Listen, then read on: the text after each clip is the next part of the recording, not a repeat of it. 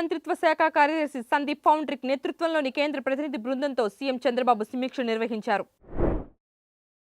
అభివృద్ధి సంక్షేమానికి తెదేపా మార్గదర్శిగా నిలిచిందని మాజీ మంత్రి పత్తిపాటి పుల్లారావు అన్నారు. డీలిమిటేషన్పై కేంద్ర మంత్రి కిషన్ రెడ్డి కీలక వ్యాఖ్యలు చేశారు. నియోజకవర్గాల పునర్విభజనపై సీఎం రేవంత్ రెడ్డికి అవగాహన లేదన్నారు. మహిళా బిల్లుకు ప్రతి ఒక్కరూ మద్దతిస్తారని సీఎం రేవంత్ రెడ్డి అన్నారు. లోక్సభ సీట్ల పెంపు విషయంలో భిన్నాభిప్రాయాలు ఉన్నాయని పేర్కొన్నారు.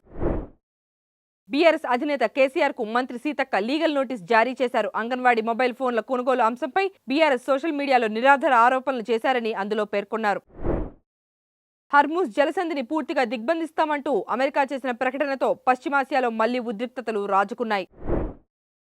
హర్మూజ్ జలసంధిని దిగ్బంధిస్తామని అమెరికా సెంట్రల్ కమాండ్ చేసిన ప్రకటనపై ఇరాన్ ఆగ్రహం వ్యక్తం చేసింది. భారత్ సరికొత్త చరిత్ర లిఖించడానికి అతి చేరువలో ఉందని ప్రధాని నరేంద్ర మోదీ అన్నారు. ఈ 21వ శతాబ్దంలో అతిపెద్ద నిర్ణయాల్లో ఒకదానిని భారత్ తీసుకోబోతుందని వెల్లడించారు. గోపీచంద్ హీరోగా సంకల్ప్ రెడ్డి దర్శకత్వంలో సినిమా రానున్న విషయం తెలిసిందే. నేడు ఈ సినిమా టైటిల్ ను ప్రకటిస్తూ గ్లింప్స్ ను విడుదల చేశారు. Please subscribe to the channel and download the Politicos app from the links in the description.